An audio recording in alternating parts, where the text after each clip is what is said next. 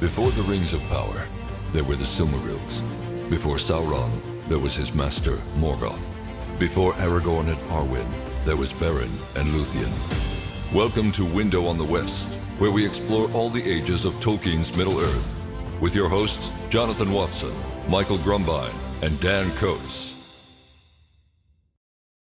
Welcome to episode 23 of Window on the West. My name is Jonathan Watson. Once again, I'm here along with Dan Coates and Michael Grumbine, down below. And today we are going to be reading through chapter 18 of The Ruin of Beleriand and the Fall of Fingolfin. However, I don't think we're going to get through the whole thing. So I think we're going to stop about a third to half of the way through. I don't know exactly what that stopping point is, but the point at which we delve into all the men, right after the death of Fingolfin, we will not go that far because I think we've got plenty to go on in this episode without getting lost. We will pause in memoriam of Fingolfin. All right, but before we do that, before we get to Dan's big thought, we're going to do All that is gold does not glitter. However, we're going to take a different tack this week. What we're going to do on a little side jaunt here is go through some online quizzes to find out which characters in Lord of the Rings we are. So I have 3 quizzes. One for me, one for Dan, one for Michael. And one is early. This is from 2006. I have no idea. I just kind of browsed through, and I wasn't very strategic in this, but I decided to pick ones that seemed very different so that we would get different responses. So I will go ahead and do this first one. I think Michael, you do the second one. Or Dan, you'll do the third. Is that what we agreed to? Something like that. I don't know what we agreed to. In fact, I would like to take this moment to lodge my formal protest of this. I was so excited that we weren't trying to figure out which one's Tolkien. You know, out of these 4 texts, I was like, I never get it right. And now, but we're doing this instead. So now I don't know how to feel. You can't get it wrong. And these are true. You can't go back once you've found out which character you are. This is it. Just like all those other Facebook. the You're uniform, locked in. It's like, all right.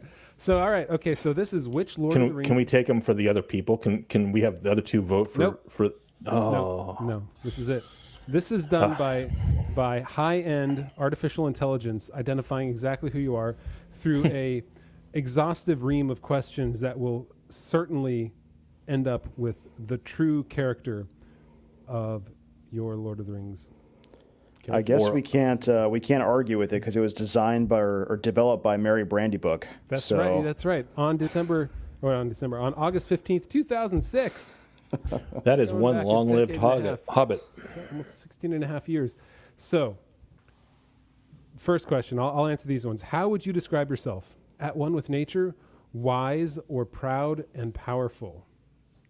Okay, I already know which exactly wizard here. But so my formal complaint is that this does not include the 5 wizards. This only includes 3. So 3. That's right. They should have added 2 more that are totally random and given them exactly because no one can naysay I'm going to it. say proud and powerful.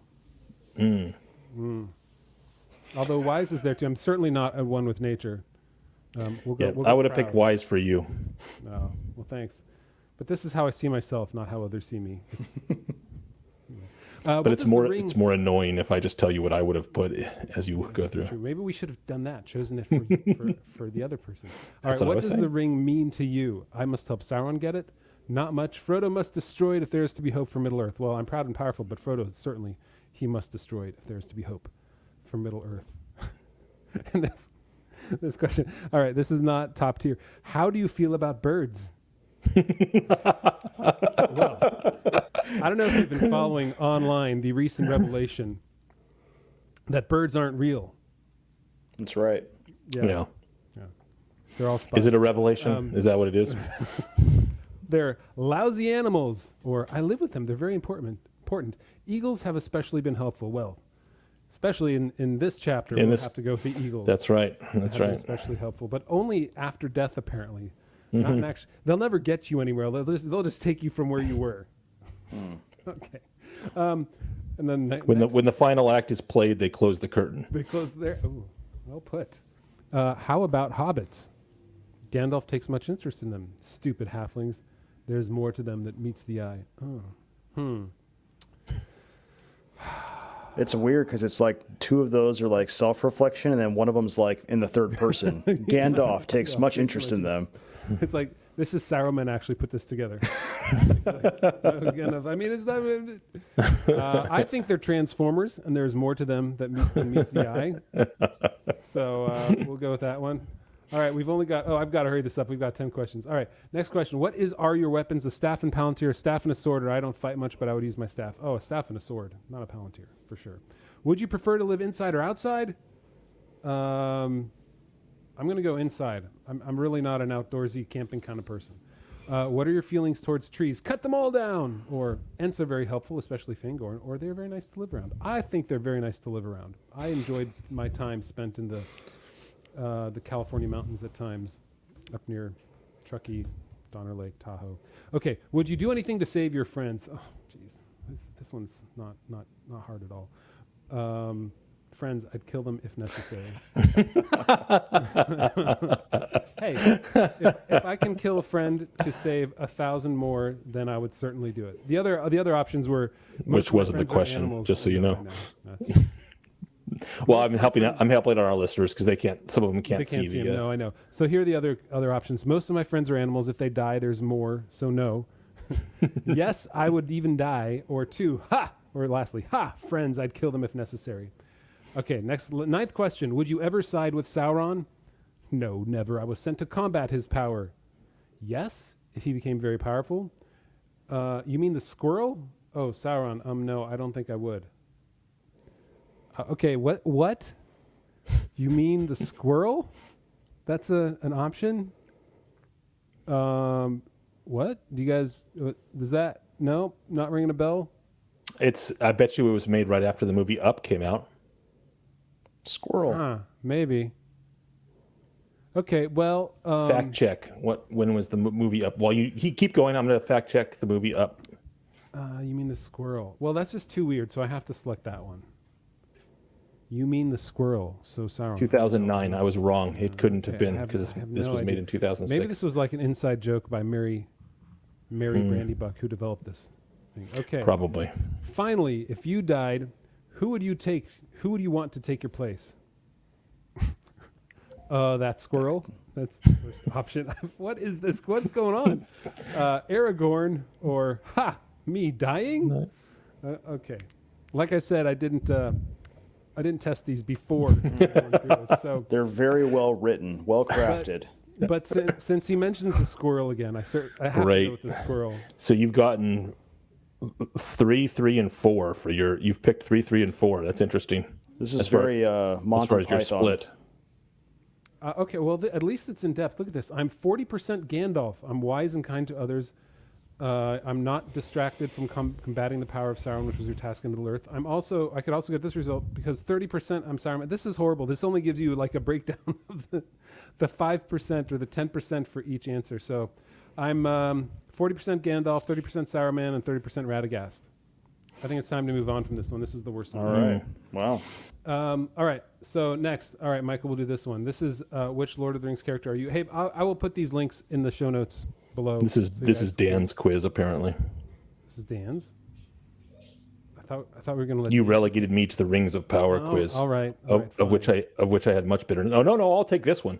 I'd rather be this one than the Rings of Power character. All right, good. All right, Dan, you get to choose the Rings of Power character. All right. I mean, no, we have to make it perfectly reflective of who you actually are. All right. So first question: when do you usually wake up?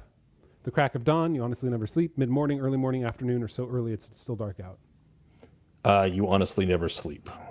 I sleep very little. Good answer. Okay, pick a word that best describes you. Adventurous, relaxed, loud, witty, brave, sweet.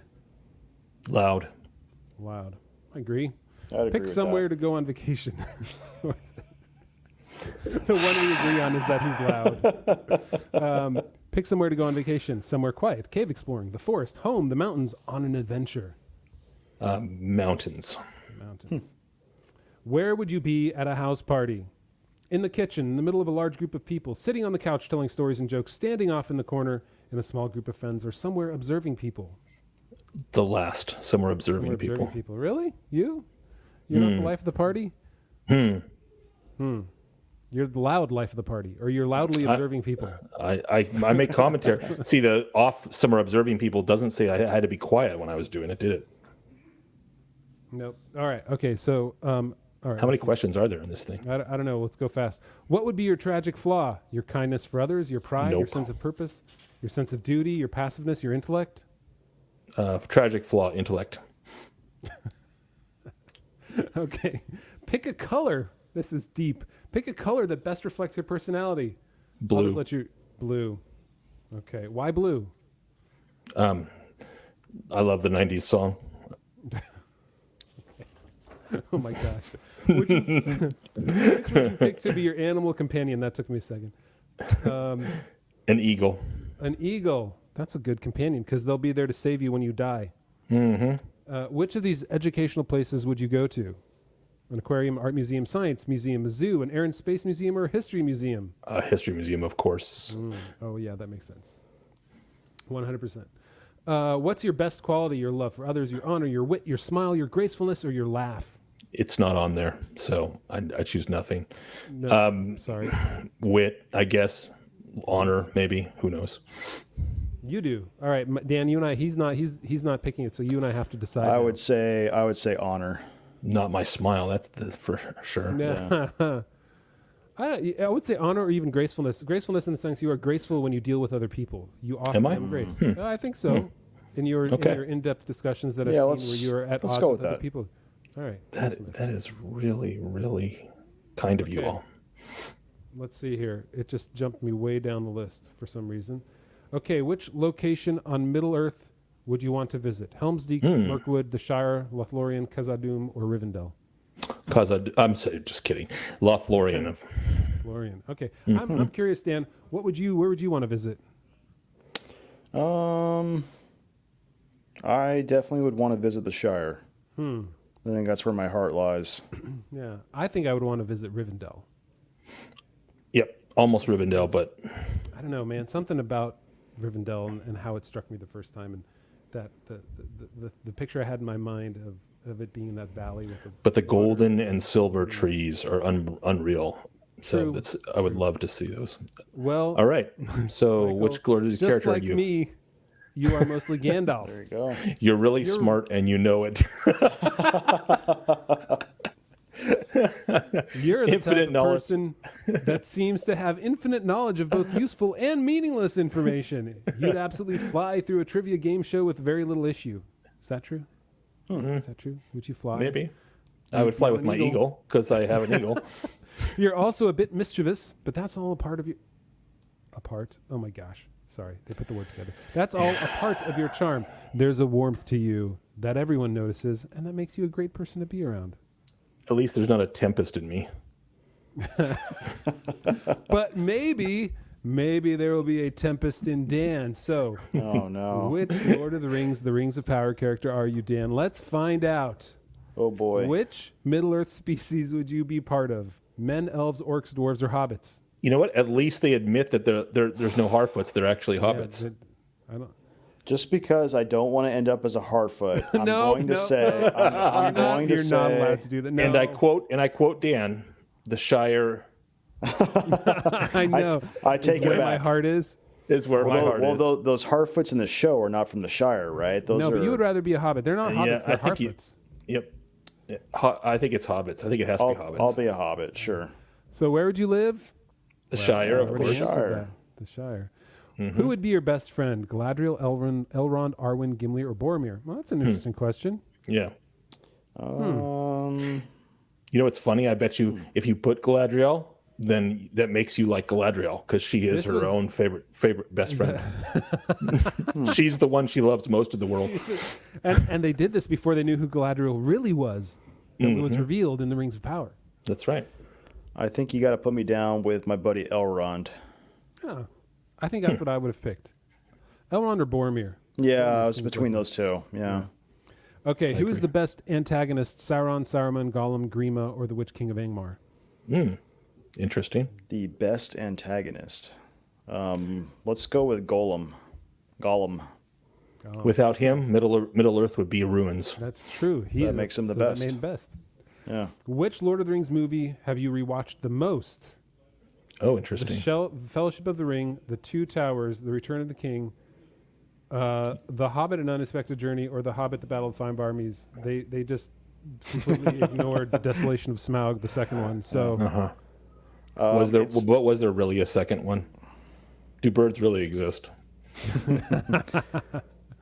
It's probably The Return of the King, but I do think that The Fellowship of the Ring is the superior movie. I It is. agree completely. It is indeed the And superior why would you movie. say that?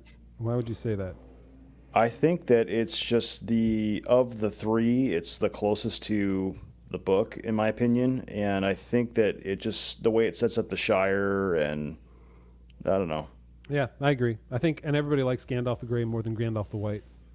I think that's a big part Yeah, I of it. never really thought about that, but yeah. Okay, choose a quote. Not all those who wander are lost. Even the smallest person can change the course of the future. If more of us valued food and cheer and song above hoarded gold, it would be a merrier world. Memory is not what the heart desires. That is only a mirror. I would rather share one lifetime with you than face all the ages of this world alone.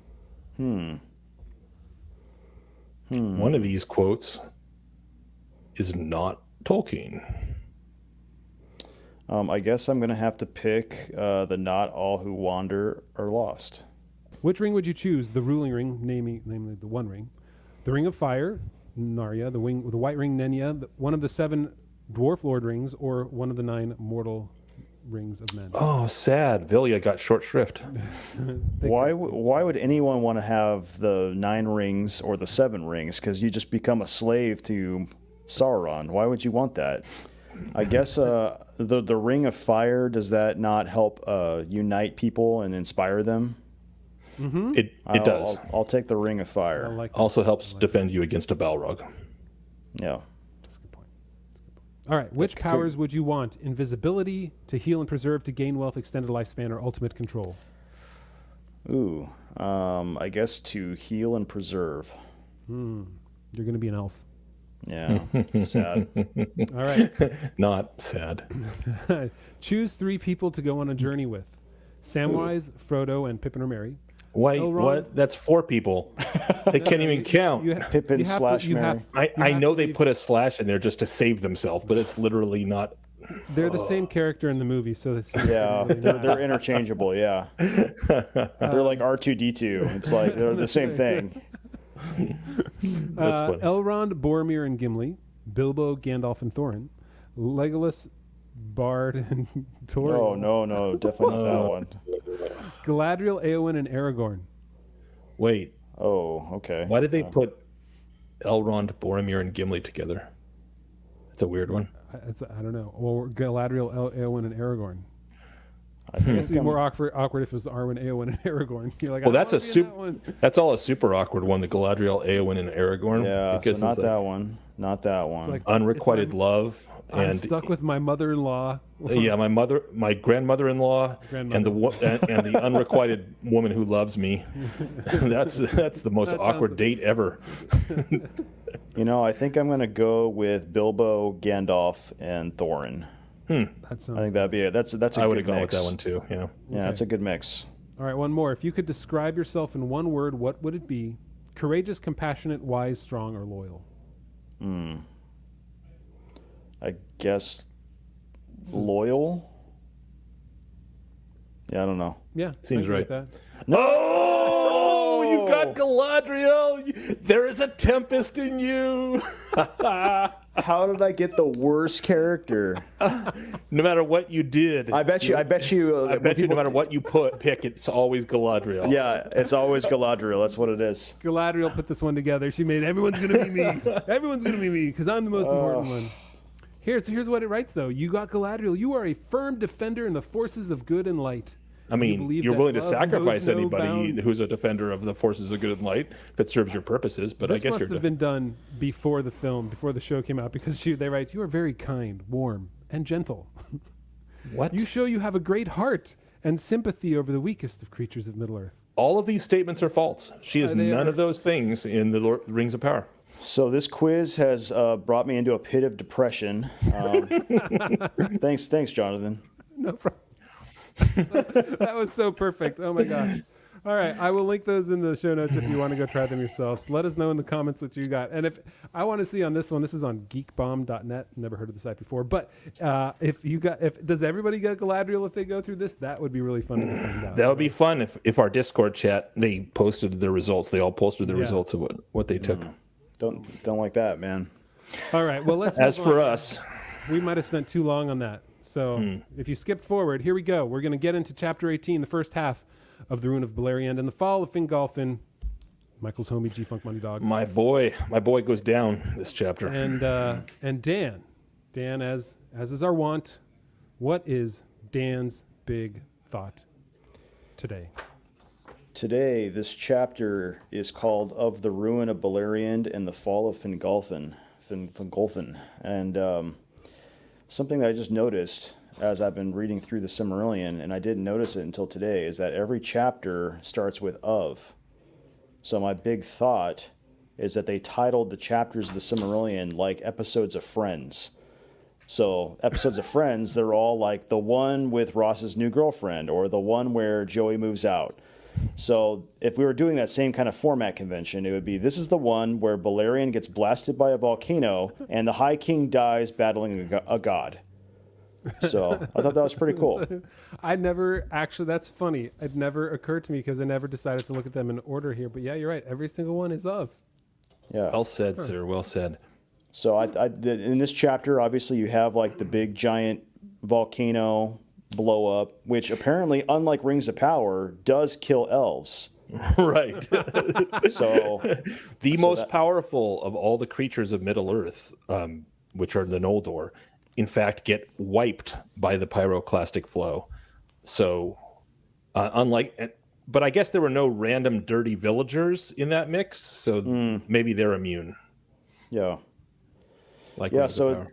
it is interesting that they kind of hold off. I think at the beginning of the chapter, Fingolfin is trying to, as the High King of all the Noldor, he's trying to summon all of the elves to, hey, we need to actually fight right now because we're strongest right now. We finally have men allied with us. Let's go after Morgoth.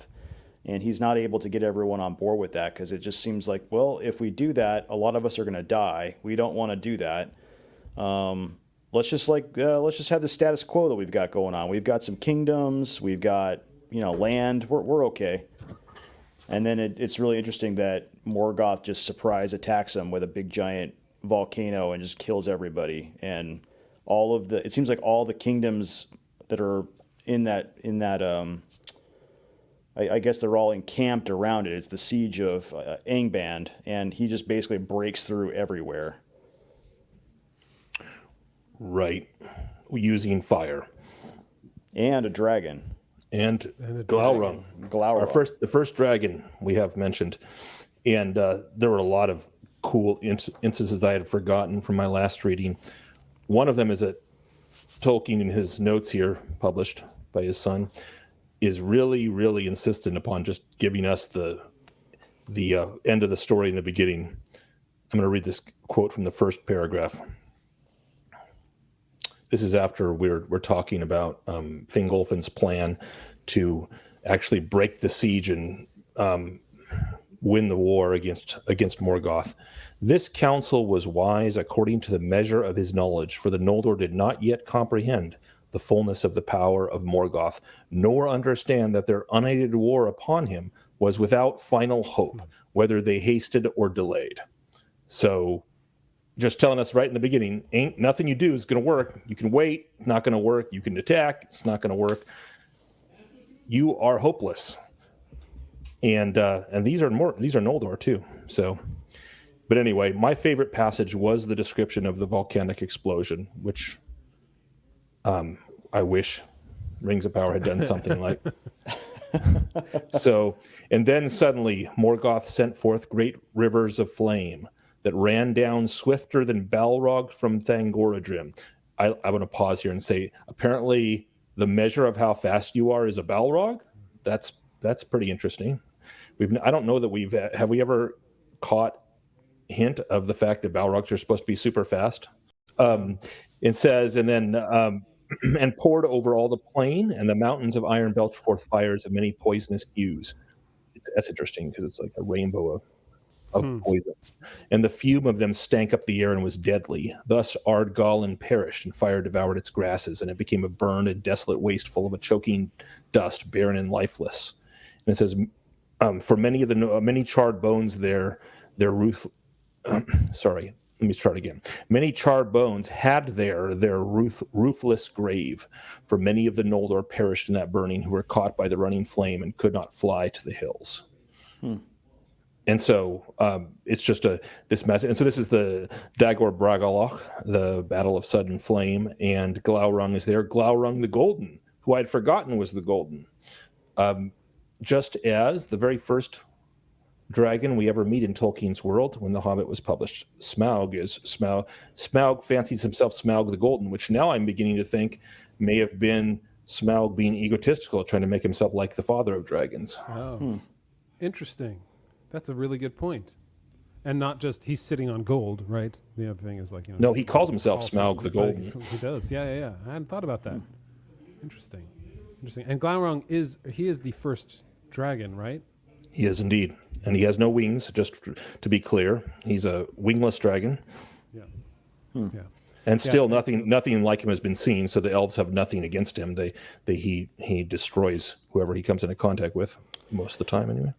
I just put two and two together. I guess that explains the map in The Hobbit, where in the map of the Lonely Mountain, he has an arrow pointing north, and it says, from of old the great worms came, or something like that. Like, so were the dragons the great worms?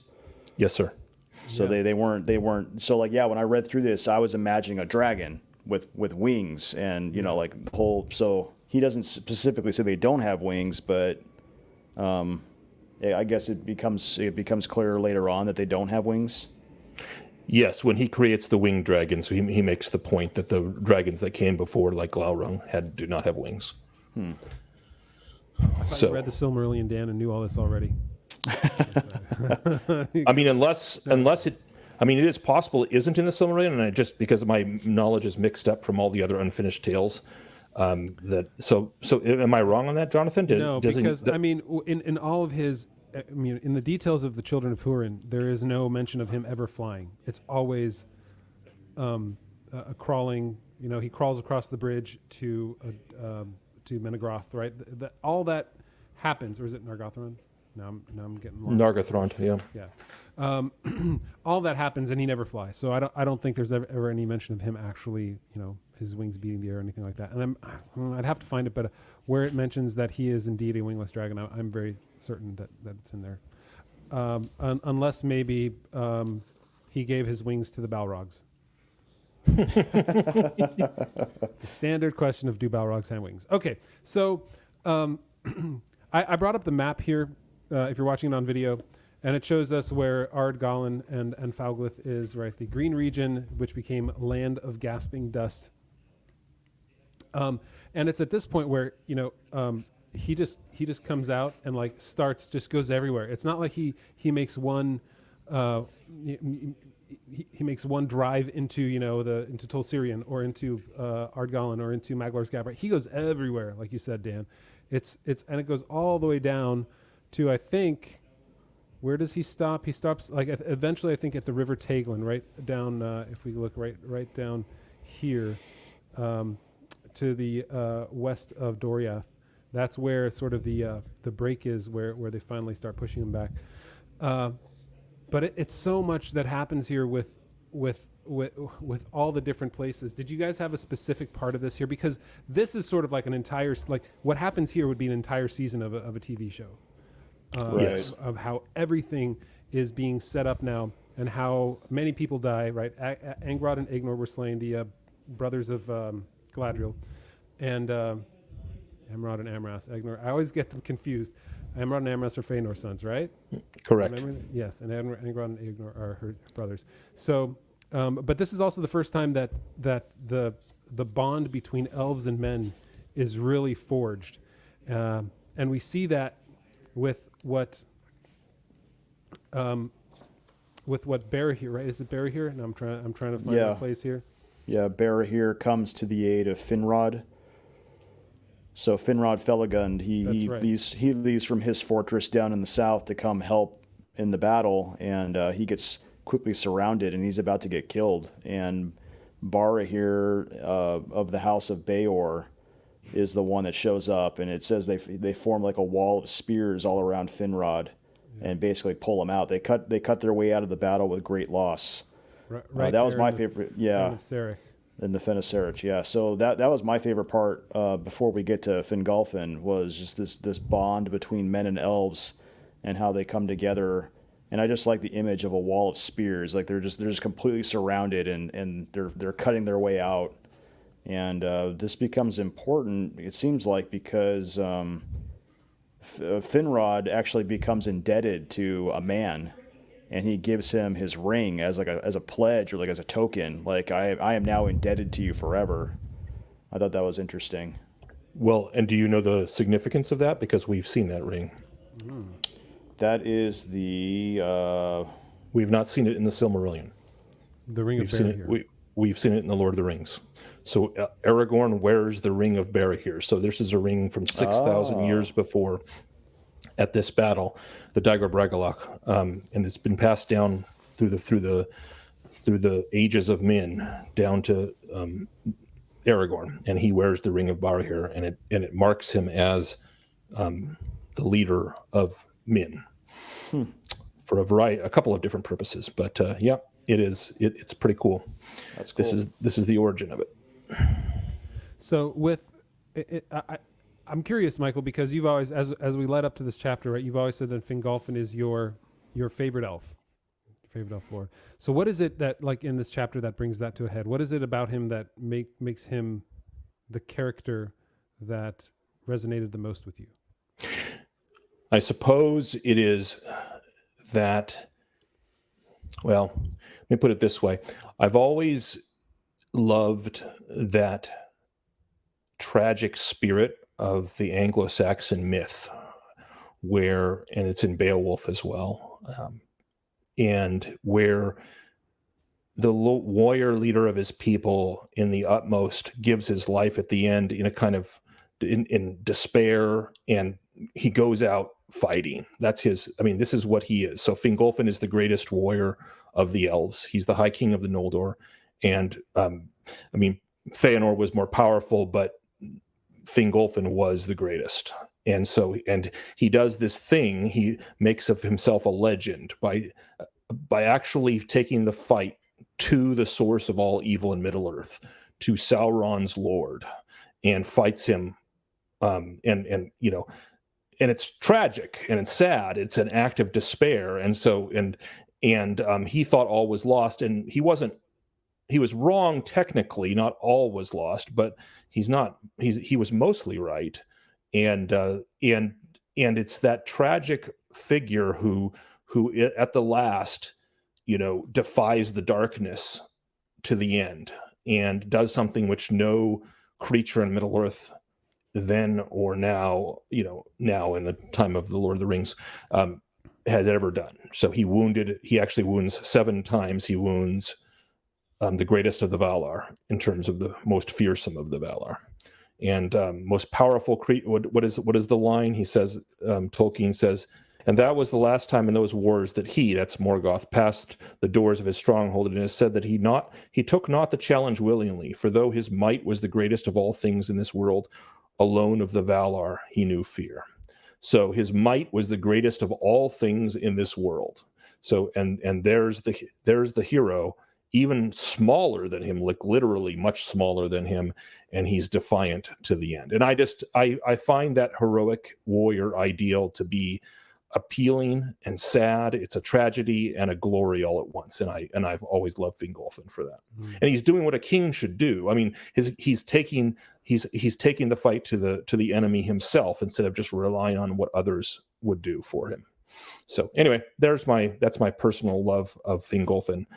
And the idea that an elf would fight in personal combat Morgoth is fantastic. So I love the baby. There's been a tremendous amount of good art done of this too. I love that image of him riding up to the gate, and everyone is just amazed at what he looks like riding up to Morgoth's gate, and thinking that Orme himself was there. Right, because light from his eyes. Is that what the one you're gonna quote? You should read it. Well, I'm not sure if I have the exact quote, but it's I like, have it highlighted here because it was my favorite line in this part of the chapter too, which is he passed over Dor Newfauglith like a wind amid the dust. I love that imagery because it immediately shows like he's so intense and fast. You don't really see it, but he's on a mission and he's just kicking up the dust. That all you see that what's left of him is the dust that is left behind, that is spinning about behind him. Like wind amid the dust, and all that beheld his onset fled in amaze, thinking that Orme himself was come, for a great madness of rage was upon him, so that his eyes shone like the eyes of the Valar.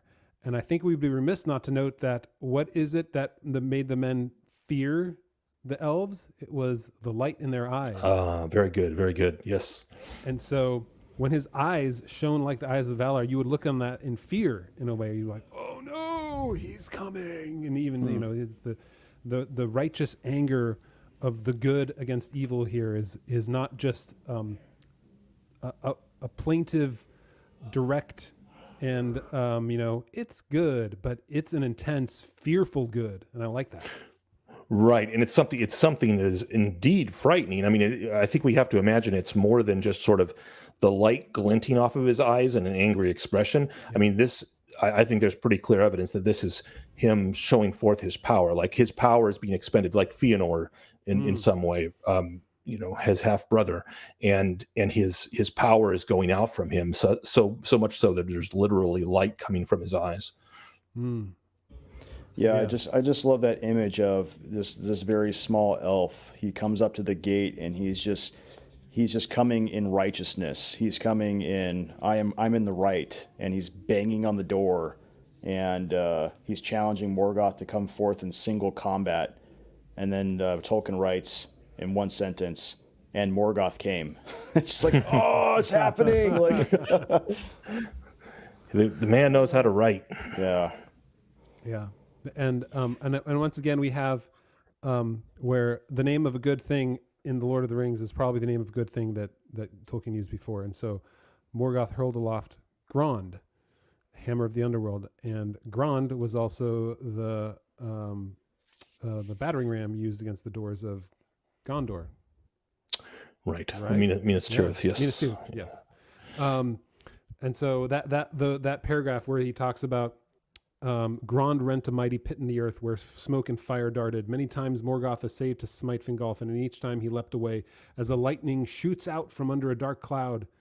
And he wounded Morgoth with 7 wounds, and 7 times Morgoth gave a cry of anguish. It makes me wonder if other elves had been there to witness this. Seeing Morgoth in a cry of anguish, would that have given them cause to say, like, you know, hey, we can wound him. He's not unassailable. This is not impossible, right? Yeah. Right. I mean, because I would say yes to your question, because the opposite effect is had upon the followers of Morgoth, whereat the hosts of Angband fell upon their faces in dismay, and the cries echoed in the Northlands. Morgoth is a big one for crying. He's he cries for his Balrog. He cries a lot. When Ungoliant's got her, he cries when Fingolfin. Come on, guys, leave me alone. What'd I ever do to you? Yeah, it seems like the only reason why Fingolfin loses here is he gets tired. He can't keep up. Because otherwise, it seems like he's kicking his butt. He's just jumping away every time he tries to get. Every time Morgoth tries to hit him, he jumps away, and he's able to just hit him with the sword exactly where he needs to hit him. Right. I got the feeling, though, that, I mean, if you imagine it, Morgoth is this massive creature. He's probably many times the height, or at least multiples of the height of Fëanor and Fingolfin. And Fingolfin is a tall elf. I think he's over 7 feet. I don't know. Right. I can't remember exactly how tall he is, but and so you got this massive. So all Morgoth has to do is hit once. Fingolfin can't make any mistakes, and in fact, he does. Finally, you imagine this battle that went on for some time, right? It's not like he wounded him 7 times in a row, like wounded. It's going to be this battle, this protracted battle, and then he stumbles once and falls. I mean, if you got to dodge a weapon that makes a rent in the ground every time fire and a flame comes out every time it hits, that's all Morgoth has to do is land one punch, and finally does. It's like playing it's like playing Mike Tyson's and Mike Tyson's Punch Out. That's right. Can't ever get hit. I'm dating myself. I love that game. But then he does die, and who comes to save him? I mean, to bear his body away, but the frickin' eagles. Yeah, and Morgoth breaks his body, and he's going to feed it to his wolves. That's and it says, and then Thorondor, the king of the eagles, comes. And this was my favorite line. But Thorondor came hasting from his eyrie amongst the peaks of the Chrysaegrim, and he stooped upon Morgoth and marred his face. Yeah. So you could just imagine this unbelievable massive eagle, and the rushing of the wings of Thorondor was like the noise of the winds of Manwë. And he seized the body in his mighty talons, and soaring suddenly above the darts of the oryx, he bore the king away. So he saves his body. It's interesting because it's giving, the eagle doesn't come to help him in the fight. It comes to help preserve his body and give it a proper burial. It's respect for the dead. And when it has to ask the question, I suppose, why doesn't Thorondor come and help Fingolfin fight? It's in the sentence, actually. I mean, it gives you a hint. It says, and the wings of Thorondor was like the noise of the winds of Manwë. We have to remember the eagles are messengers of Manwë, and it's Manwë's doom that Mondos proclaims. He only speaks on behalf of Manwë. So the Noldor have been doomed by Manwë. And so the eagle is not going to preserve Fingolfin's life. Right. He's going to let the doom of the Noldor he's going to let it happen. He's the hand of Manwë. So are you saying that he knows, or he's just goes at the command of Manwë? Do you think Manwë had anything to do with this and said, once this battle is over, go and bear the body of the one who was here in Valinor with us, right? Is it something like that, you think, or is it that he is part of the doom and he knows what he must do? I would go more with the latter. I think when you say he there, do you mean the eagle, or do you mean the eagle? Yes. So I think Thorondor knows this. I think there's no way he wasn't watching the battle, because it says later on, it says, yet the tale, so thus died Fingolfin, High King of the Noldor, most proud and valiant of the elven kings of old. So he's the most valiant of the elven kings. That's interesting. The orcs made no boast of that duel at the gate, neither do the elves sing of it, for their sorrow is too deep. Yet the tale of it is remembered still, for Thorondor, king of the eagles, brought the tidings to Gondolin and to Heathlam afar off. So in other words, Thorondor had seen the battle. He was there watching the battle. That's the only way he knows. That's the only reason the elves know what happened at the gate, because no orc's going to tell them, and nobody else is there no other elf is there with Fingolfin or man. So Thorondor has to tell them of the battle and of the wounding of Morgoth. That's the only way that anyone has any knowledge of it that's not a servant of Morgoth. And so that means he was watching. And if he was watching and he did not interfere, then he was letting the battle take its course. Yeah. And I have to think that was because of him as an agent of Manwë. True, although they're the only ones with the far-seeing eyes that would be able to describe that from afar too, right? So they would be able, they can see things, right? Isn't that right about the eagles, right? They're able to discern things from far, far away as well. So he didn't have to be right there in order to... Possible, but you think with the speed of the eagles and this battle going on, he would have been able to arrive. Like the eagles travel like the wind, and he would have been able to make that distance between his eyrie, even if he can actually see from his eyrie all the way to Angband, which is, I guess, possible. But it's funny how when huge battles go down, the eagles are always in the midst of it, and we keep arguing about them. Why didn't the eagles come and save? They always come at the end. Everything with the eagles is always at the end. I like your answer, though. I like your point that they know what the doom, at least here of the Noldor, is, and they know what essentially the doom of Sauron was too at the end of the Lord of the Rings, and so that's when they're there to do it, because the peoples of Middle Earth must take their place in whatever the doom holds for them. And the doom of Morgoth is to limp with scars on his face, right? Which is awesome. That last blow as Fingolfin was being crushed, cripples Morgoth. That's pretty awesome. Yeah, and Morgoth went ever halt of 1 foot after that day, and the pain of his wounds could not be healed, and in his face was the scar that Thorondor made. I'd love to see somebody put that. I don't think I've ever seen that kind of a Morgoth, right? We see the mountainous Morgoth, the huge Morgoth, the Morgoth that's towering over Fingolfin, but we never see the aftermath. Like, he's limping and scarred. And what does his scarred face look like? I don't think anybody ever really wants to put Morgoth's face to paint or to digital form, right? It's hard to imagine what he might look like, but I think it would be a really interesting approach to saying, like, this is what happened to Morgoth when he crossed the greatest of the elves. Right. That is an interesting, because actually now that you're saying that, Jonathan, I'm thinking of all the paintings I've seen of the battle between Fingolfin and Morgoth, and from a quote unquote realism perspective, actually what we know about that is that Morgoth would not have had a full face. Most of the time he's painted with a face, a full helmet that covers all of his face, but that couldn't have been the case because of Thorondor's a scarring. So he would have had his face open.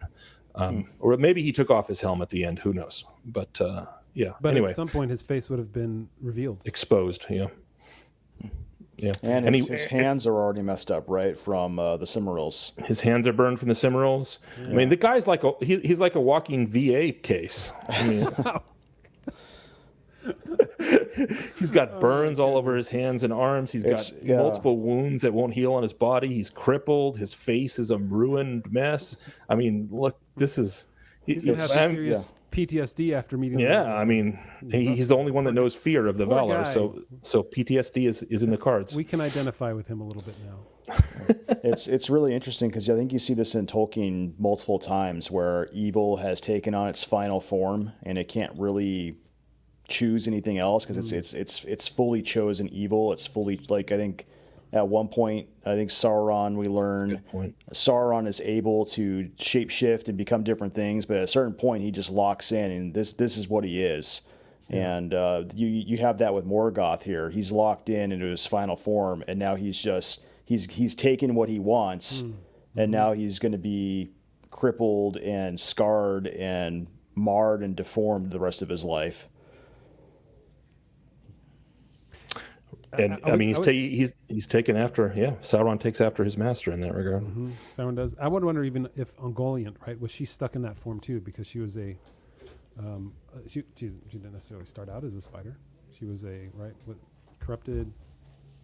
There was a word, the spirit of light. She was one of the stars, basically, so that had been corrupted. corrupted. She probably couldn't change her ugly form either once she had gone completely in that direction, and then she had babies. And then she had that was spider baby. I just wonder who the dad was. That was a squirrel comment. Squirrel. And then she had babies. in the mountains of terror in Ered Gorgoroth, I would think. So Thorondor. Okay, all that discussion of Thorondor over. What he does is he takes his body and he brings him to the Crissaegrim, the encircling mountains. Right, or is the Crissaegrim a? I want to make sure I get this right because I'm not very good with my exact, It's a mountain that's north of Gondolin, right? It overlooks the valley from the north. Yeah. Yes. And so he drops him there, and Turgon is there to, Turon built a high cairn over his father, and no orc ever dared to pass over the Mount of Fingolfin to draw nigh his tomb until the doom of Gondolin was come. I don't remember exactly. Do they even mention that in the... Dan, you just read it. I don't remember now. Do they mention Fingolfin's cairn at all in the Fall of Gondolin? I don't remember. Yeah. Yeah. I don't remember either. I don't remember them doing so. This might be the only reference. And by the way, while we were talking, I did in fact look up and see if my memory was right. In the final chapter of the coming of Eärendil, or of the voyage of Eärendil, before the final battle, as Morgoth's last move in the final battle, he calls up the winged dragons, which it said he had never been seen before. So if they had never been seen before, then Glaurung had no wings by process of elimination. All right. Well, that's a good way of wrapping it up. We can solidify that at this point, dragons did not have wings. All right, guys. Any final thoughts as we close in this half of the Fall of Fingolfin? R.I.P. the most valiant king of the Noldor. Yeah. would Yeah, have I made was a gonna better say story. I was gonna say if you're gonna go out like Fingolfin. I mean, he just went out fighting to the end. Also, another proof in this chapter that Rings of Power Galadriel's a jerk. Because, two of her brothers died, and then she immediately forgot about him, because apparently she only has one brother in Rings of Power, and two of her three brothers died in the Dagor Bragollach. Yeah. And, yep, immediately, boom, gone from her mind. Did not exist. You guys are the ones bringing up the Rings of Power this week, not me. Just so you know. We're tempting you. No, you. I'm not gonna stray into that mire. Dan, you missed it in the live stream. They were teasing Jonathan about the live stream that's for patrons that we do once a month with our patrons. Indeed. At theonering.com/patron. There you go. Go ahead, Michael. I just had to give that little. Well, this live stream was a special one because the first part of it, we got to watch Jonathan cheer for the Steelers. That's right. That was a good night. I was watching at the end. They beat the Ravens. It was awesome. Yep. Go Kenny Pickett. Jonathan was very happy, and then he got teased later on about how he can't go an episode without bringing up Rings of Power. And so I've noticed that fastidiously he has avoided bringing up Rings of Power this episode. So good on you. Yeah. He did make me take that quiz. I didn't bring it up though. It was the quiz. I just love that you got Galadriel. I'm convinced no matter what you answer, you get Galadriel. That would be first class trolling right there. We got to see if that would be first class trolling. That'd be awesome. All right. Well, we're going to move on. Next week we'll get into what all the men do and all the battles and where things are, because this is a geography heavy and person heavy. We get some great characters too, like Emeldir, the man-hearted, the wife of Barahir. I love the names. And then also the other name that was my favorite, Gorlim the Unhappy. That's right. Tolkien having fun. I feel like it's just like that kind of a name is like a mopey Muppet or something like that. It's like Eeyore. Yeah. Right. I'm gonna have to go up against Morgoth. Hey, maybe it was Tolkien having a moment after watching with rage Snow White and the Seven Dwarfs, because he hated that film. Gorlim the Unhappy instead of happy. Oh my gosh, that's awesome. All right, so we'll do that in that last half of this chapter next week, and then after that, man, we get into Beren and Luthien, which is a long one that we're going to have to figure out how to break up before that. So perhaps next week we'll let you know exactly how we're going to get into doing Beren and Luthien. However, we're going to jump into If You Like Tolkien.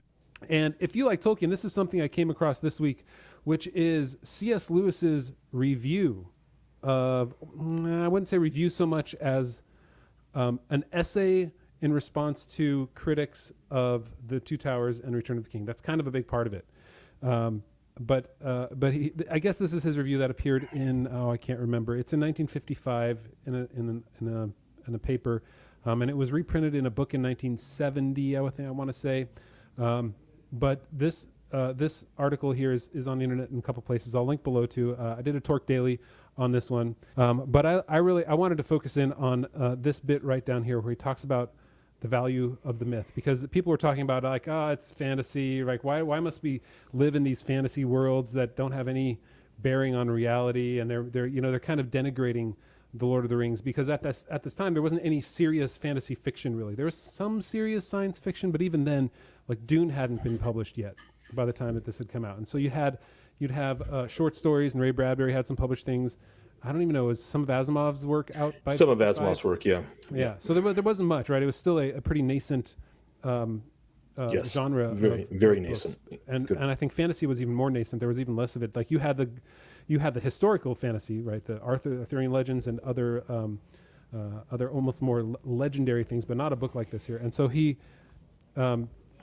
defends it in a way that I think is really interesting. So he writes this: the value of the myth is that it takes all the things we know and restores to them the rich significance which has been hidden by the veil of familiarity. The child enjoys his cold meat, otherwise dull to him, by pretending it is buffalo, just killed with his own bow and arrow, and the child is wise. The real meat comes back to him more savory for having been dipped in a story. You might say that only then is it real meat. If you're tired of the real landscape, look at it in the mirror. By putting bread, gold, horse, apple, or the very roads into a myth, we do not retreat from reality, we rediscover it. As long as the story lingers in our mind, the real things are more themselves. I love that line. As long as the story, right? The things that we tell ourselves, the story like the Lord of the Rings, as long as it lingers in our mind, the real things that like the things in life that we see better, we see more clearly, they're more themselves. So this book applies the treatment not only to bread or apple, but to good and evil, to our endless perils, our anguishes, and our joys. By dipping them in myth, we see them more clearly. We see our anguishes, we see our joys, we see the perils more clearly. He's giving it a gravity that it doesn't, that people wouldn't lend to it by showing like how story sort of, you coat something in a great story and things become more real out of it. You see your life in perhaps a different light. Like we were talking even in our chat with with a couple of our patrons, where reading The Lord of the Rings was like a turning point in life for them, right? It drew them into a space of understanding the world where they weren't before, because they saw things more clearly, right? They dipped their reality and story. And my point is that what we get now is that we get, it's the other way around. We take these stories and we dip them into our reality. And so we're coding these stories with the reality of our world, and we hate it. We don't like it. It becomes less important, less relevant, less interesting, and just downright bad. So, well, I think that's awesome, Jonathan. I think I would like to talk more about it, but since Dan and I haven't had a chance to read this yet, and I'm looking forward to it, maybe we can next week do a follow-up, If You Like Tolkien, with our thoughts on C.S. Lewis, because I have some nascent things forming, but I'm really looking forward to reading that. Let's do that. All right. So next week we'll circle back. Sorry, I can't say that without chuckling these days. We'll circle back to this and talk about it in more details on If You Like Tolkien. But yeah, I'll link this below. You guys take a look at it, read through it. Let us know what you think of it too. Lewis is so enjoyable to read. He says so much in so few words. He's one of the, like, I don't know. Every time I read something from him, I get more and more out of it. So yeah, check it out. So we are going to move into our extended podcast this week. I don't know. What are we going to talk about, guys?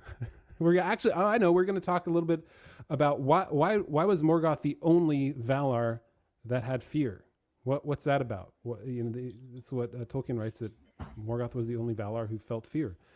So we're going to talk about that. We're going to get into a few other points. Take a look at my upcoming Torque dailies and maybe get some ideas from you guys, because we got to get some more things going. But that is in our extended podcast. You can get that if you go to theonewing.com/patron.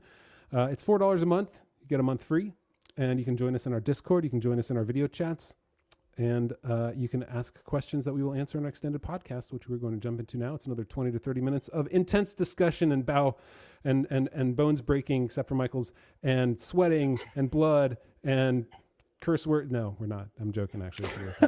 So, wow, sounds like an Italian party. It's an orc party, is what it is. But we'll move on to that. So you guys, you can stay here and hang out by yourselves without us for a while, but we'll move on. So we'll see you later, and we'll move on to the last after chapter 18. Bye, freeloaders.